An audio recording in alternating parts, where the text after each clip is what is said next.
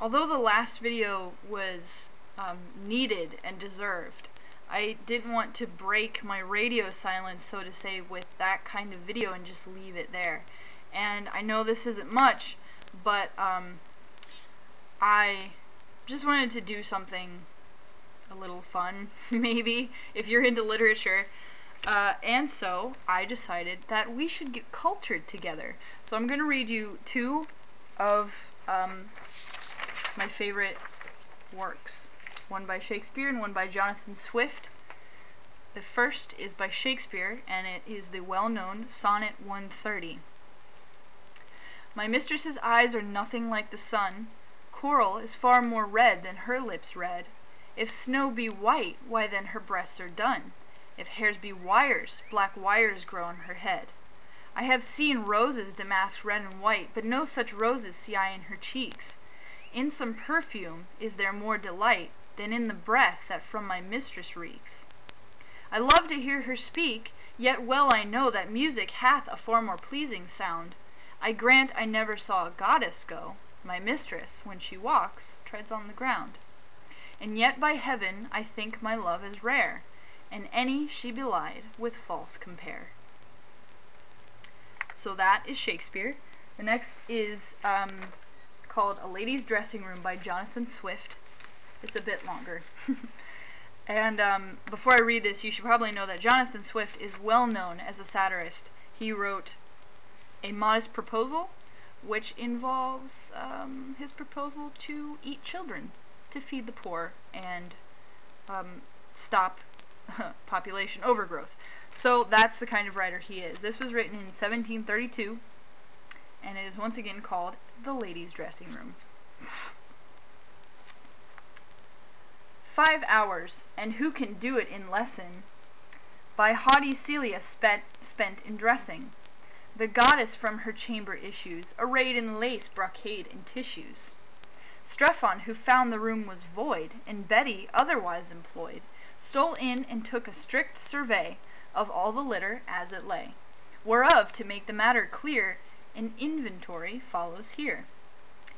And first a dirty smock appeared, beneath the armpits well besmeared. Strephon, the rogue, displayed it wide, and turned it round on every side. On such a point few words are best, and Strephon bids us guess the rest, but swears how damnably the men lie in calling Celia sweet and cleanly. Now listen while he next produces the various combs for various uses, filled up with dirt so closely fixed, no brush could force a way betwixt. A paste of composition rare, sweat, dandruff, powder, lead, and hair. A forehead cloth with oil upon it, to smooth the wrinkles on her front. Here allium flour, to stop the steams exhaled from sour unsavory streams. There night gloves made of Tripsy's hide, bequeathed by Tripsy when she died. With puppy water, beauty's help, distilled from Tripsy's darling whelp.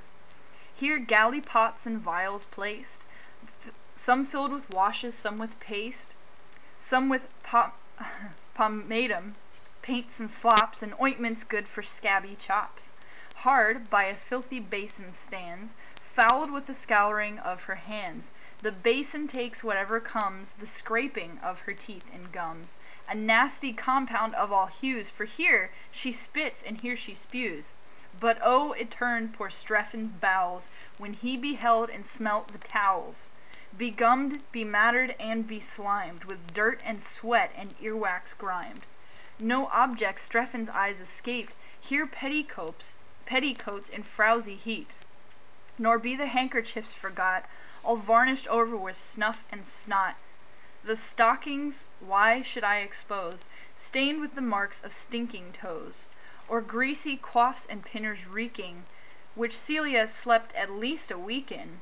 A pair of tweezers next he found, to pluck her brows in arches round, or hairs that sink the forehead low, or on her chin like bristles grow. The virtues we must not let pass of Celia's magnifying glass. When frightened Strephon cast his eye on it, it showed the visage of a giant. A glass that can be sight disclose the smallest worm in Celia's nose, and faithfully direct her nail to squeeze it out from head to tail. for catch it nicely by the head, it must come out alive or dead. Why, Strephon, will you tell the rest? And must you needs describe the chest? That careless wench, no creature warn her to move it out from yonder corner, but leave it standing full in sight, for you to exercise your spite. In vain the workman shewed his wit, with rings and hinges counterfeit, to make it seem in this disguise a cabinet to vulgar eyes. For Strephon ventured to look in, resolved to go through thick and thin. He lifts the lid, there needs no more, he smelt it all the time before, as from within Pandora's box, when Epimetheus opened the locks, a sudden universal crew of humane evils upward flew. He still was comforted to find that hope at last remained behind. So Strephon, lifting up the lid, to view what in the chest was hid, the vapours flew from out the vent, but Strephon cautious never meant the bottom of the pan to grope, and foul his hands in search of hope. Oh, never may such vile machine be once in Celia's chamber seen. Oh, may she better learn to keep those secrets of the hoary deep. As mutton cutlets, primes of meat, which though with art you salt and beat, as laws of cookery require, to toast them in the clearest fire, it from down the hotful chops, to the fat upon the cinder drops. To stinking smoke it turns the flame, poisoning the flesh from whence it came, and up exhales a greasy stench, for which you curse the careless wench. So things which must not be expressed, when pumped into the reeking chest, sent up an excremental smell, to taint the parts from whence they fell, the petticoats and gown perfume, which waft a stink round every room. Thus finishing his grand survey, disgusted, Strephon stole away, repeating in his amorous fits, "Oh, Celia, Celia, Celia shits!" But vengeance, goddess never sleeping, soon punished Strephon for his peeping. His foul imagination links each dame he sees with all her stinks, and, if unsavory odors fly, conceives a lady standing by. All women his description fits, and both ideas jump like wits.